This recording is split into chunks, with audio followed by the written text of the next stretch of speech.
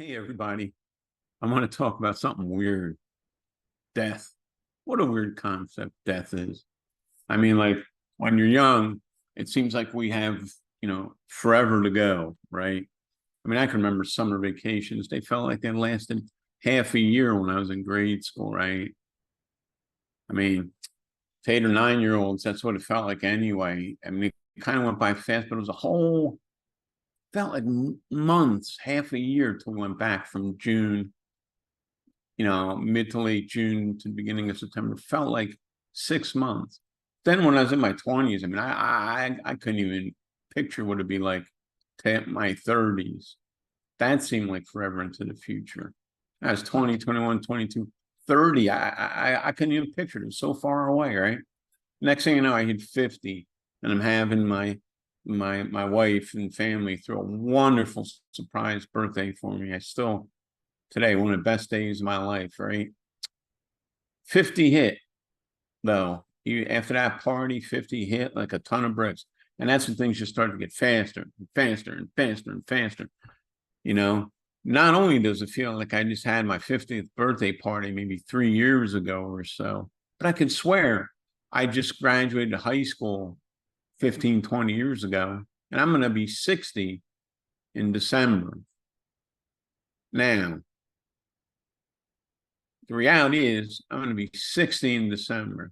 Not that that's a bad thing. Like my dad said to me, he used to say, Frankie, it sure beats the alternative, right? And I've been out of high school for 42 years now. Oh my goodness gracious. To even talk that out, to even sound that out, to even say that makes me feel like time is going by faster than ever. I mean, I'm at the point, unless science comes up with something pretty wild here, I'm at the point where I have way more years behind me than I do ahead of me, or I do in front of me. At least I think so anyway, right? But the truth is, no man knows the hour of his death. And that's what I want to talk to you about here. So I'm recording this on a Monday morning. Actually, it's Labor Day 2024 as I record this. And June 1st was the 4th anniversary of my dad passing away from colon cancer, right? And it hit me hard, just like it always does, right? And I showed you this picture in another video. Me and my dad. That's me right there, in case you can't tell, right? There's my dad, big, lovable goofball that he was, right? It hit me hard. And it hits me hard because I miss him, as complicated as he was. It hits me hard because I worry every day about my mom, who has had to spend the past 4 years alone, alone and 4 years without the love of her life to keep her company every day. It's also hard for me because he was like Superman. I never thought the dude would get sick. I mean, he used to come home from he fixed appliances. He was in the military. He used to climb up on power lines. He was a lineman, a telephone lineman for the phone company. Man, he got hurt.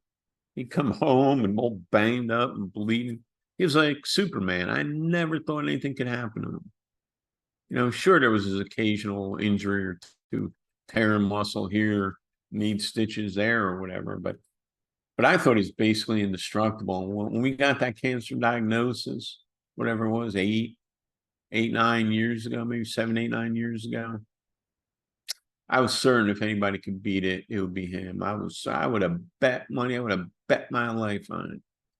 I was wrong, and for a while there, it looked like he was going to beat it. It really did. It looked like he was going to beat it, but you know what? The treatments, the chemo, and the radiation, it was too much for his body to warm him out, to warm him down, man. Literally and figuratively, literally shriveled. I don't know how much he lost, but it had to be 50 pounds. He looked like hell at the end. God bless him. So he made his peace. He stopped the treatments. And he let things run its course. He let nature take its course, right? That's my new dog, Vivian, by the way, right in the middle of my recording session. So I'm going to pause here for a minute, let her chill out. All right. Vivian has alerted me to the danger of a neighbor or friend at the front door. Clearly, it's as dangerous as a random stranger hell bent on mayhem and etc.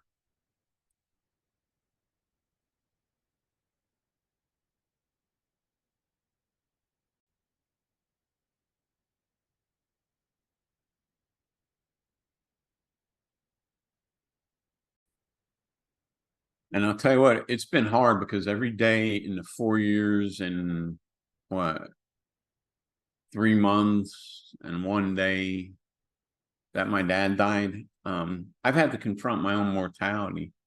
It's weird because all of a sudden, you know, I'm the oldest man in my family, in my immediate family. What's up with that? I used to be the youngest. There was my grandfather, Frank. My dad was Frankie. My grandmother always called me Little Frankie. So that was my name as a kid, Little Frankie, right? Or Frankie. Then when my grandfather died, I got a promotion. All of a sudden, he was Frank and I was Frankie. Now my dad dies. There's nobody in front of me anymore. I'm just Frank. That's weird. That's really hard to get my head around, you know. And then back on June 4th, June 1st, I should say, geez, June 1st. It's only been 3 months and a day. We had to put our dog Maggie down, had to put her to sleep. She was 15 and a half years old, and we could see it coming. And we just didn't think it would happen that day. You know, we just didn't think it was going to happen that day. We could see it coming. We didn't think it was going to happen that day, though. I left my house to go back to New Jersey to see my mom. And on the way home, I get a call saying, come home as quickly as you can, hon. There's something really wrong with Maggie, you know. Now, keep in mind, like I said, we had her for 15 and a half years, and I love that dog like none other. Been living with us since she was basically a puppy. Both of us working from home, my wife and I. If one of us wasn't tripping over her or giving her a snack or a treat or letting her out, the other one was. And it's hard to lose a pet, man. It really, really, really is, right? And for the last year or so of her life, we took turns sleeping downstairs at night, mostly me. She couldn't get to the bathroom. She couldn't make it upstairs to let us know she needed some. And a lot of nights, 3, 4 in the morning, she has to go pee. All of a sudden, her bladder and stuff started going bad. So I figured, well, if I'm going to get woken up at 3 in the morning, I don't want anybody else getting woken up. So I might as well just stay down here and let her out, sleep in my recliner back there, my office recliner, and let her out. And I didn't. I wanted to keep her company. You know, there was the caregiving, you know. Besides making sure she could go to the bathroom at night whenever she needed to. Besides the fact that she couldn't make it upstairs and I didn't want her to be alone. There was also the regime of medicine. She needed meds in the morning. She needed meds at night. And I was her primary caregiver. You know what? It hit all of us in the family equally hard. My wife, my kids all bawled their eyes out, right? It's even hard for me 3 months later to talk about it. Thank God we have Vivian now. Brightens up the house. But like I say, I was the primary caregiver. And you know what? I felt lost. I felt absolutely lost for the 2 months until we got Vivian, because I'd say, where's Maggie? I got to let her out. She's been out a while. Or, oh man, I forgot to give Maggie her treat. You know, I forgot to give Maggie her meds. Or I might say I'd eat pizza for dinner because I love pizza, right? If I'm not thinking about pizza, I'm eating it. If I'm not eating it, I'm thinking about when I'm going to get my next pizza. So I'd say, I'd beat my pizza. I'd be like, here, Maggie, here's my crust. And I'm like, there's no Maggie, you know?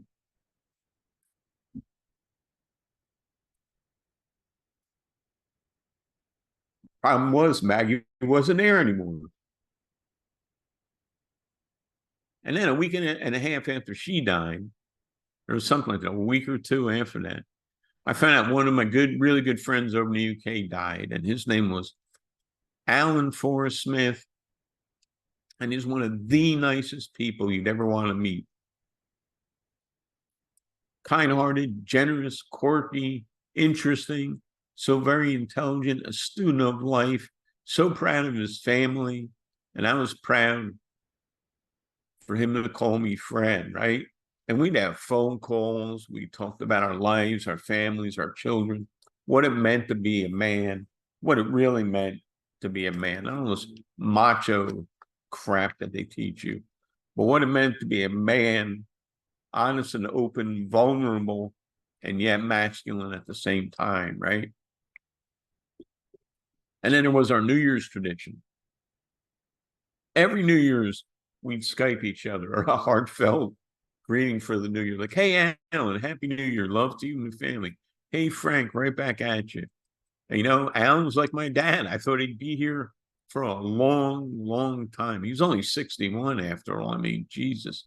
I'll be 60 in December. Here's this guy 1 year older than me, a year and a half older than me, checking out, dying. And, you know, I thought I had plenty of time to fly back over to England like I used to all the time, have a pint with him in person. Beautiful village he lived in just outside of Manchester, England. One of my favorite places in the whole world. One of my favorite cities in the whole world. One of the places I love the most, the UK, especially the northern part of England, southern part of Scotland, mostly northern part of England though. I thought I had plenty of time to fly over there and have a pint with him, meet his wife, his beautiful children, who he was so very, very proud of, all of that, right? Only problem is, just like Maggie, just like my dad, one day Alan wasn't there anymore. He was there one day, next day he's not there. He took ill in February, and I had no idea. He took ill February 2024. He died June, July 2024. I had no idea. And I wish I knew that he was sick, because I would like to tell him one last time how grateful I was to be his friend. What a good man he was. Like, so why do I tell you this anyway, right? Is this just some tear up, get weepy, sentimental words on film just so I can feel better about myself somehow? Or maybe it's to showcase my deep side, my sensitive side. No, nope. Talking this out reminds me, and I hope it reminds you, that time waits for no one. Kid in front of me in homeroom, Alan Galashevsky, God bless that kid, died of cancer before he was a teenager. We had another girl in high school, Betty Cole. Her ex-boyfriend stalked her, saw her come home from a date with this new guy. He shoots her and kills her. Then he shoots him and commits suicide in her parents' kitchen. Parents come running out, find Betty and this a-hole, ex of hers, dead on the floor, right? My buddy Stuart Ended, another guy I was friends with right from 5th grade throughout high school and even after. One of the nicest people I've ever had the pleasure of knowing, died right out of high school, man.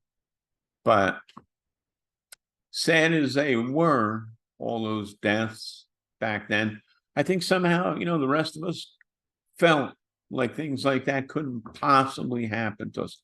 They were one-offs, man, you know? They're just one-offs. We were young, bad luck, couldn't possibly happen to us. Right? But as each year goes by and as each decade goes by, it just seems like you lose more and more people, you know. And not to be morbid or anything on a holiday weekend, but sooner or later, like my barking dog Vivian with the ill-timed barking cue, my time's going to be up, her time's going to be up, your time's going to be up. And that's a weird concept to me, I have to tell you, because I might make it to my mid-80s like my dad did, but you know what? Nothing's promised. I might make it longer. I also might be gone tomorrow, for all I know. So I'm just recording this like as a reminder to myself and as a reminder to you.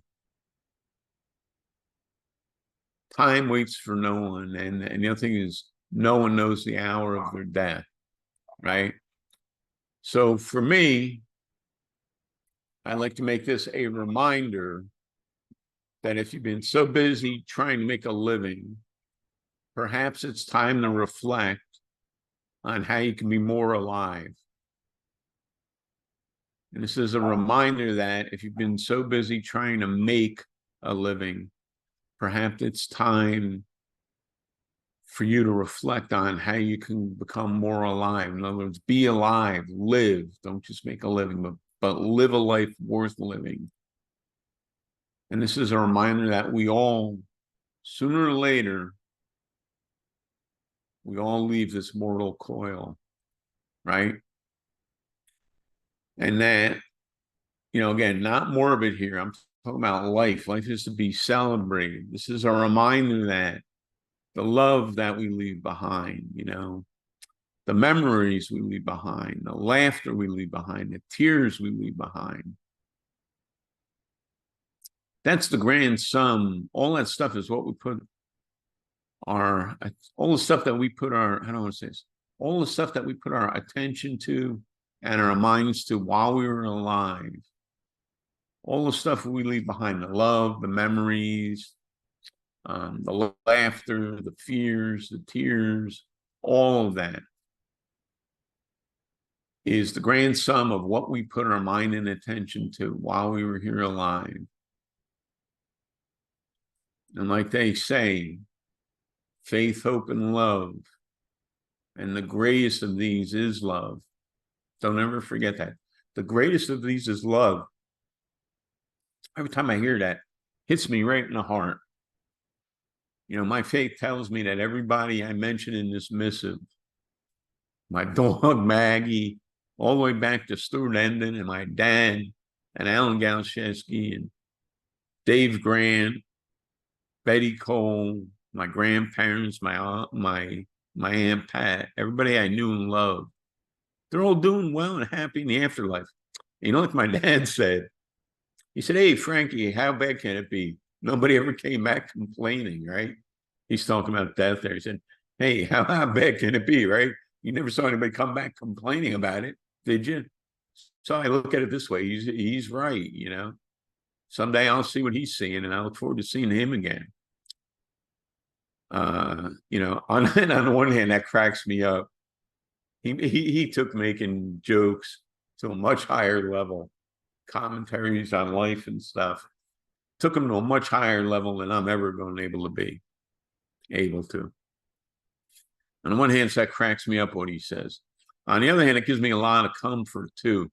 Because the weird thing is, every time I think of him, I'll look down and it'll be, my watch will show an 11. It'll be 1:11, 11:11, 12:11, 5:11.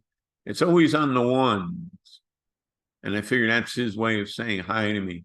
Just like on my front steps, there will be a mourning dove just coming by to say hi. So again, I'm saying all this to get you to think about what you're doing right now. Are you happy where you are and with who you're with? I mean, if not, you might like to start thinking about changing some of that. And more importantly, do you like yourself? Are you at peace with yourself? Because I think those two things matter more than just about anything. Do you like yourself? And are you at peace with yourself? Anyway, just some musings here on a sunny late summer Monday morning here in Pennsylvania. And if this hits home with you, I'd love to hear from you. Just leave a comment down below. Thanks again for listening. And thank you, Vivian, for barking halfway through my performance here. Love you all.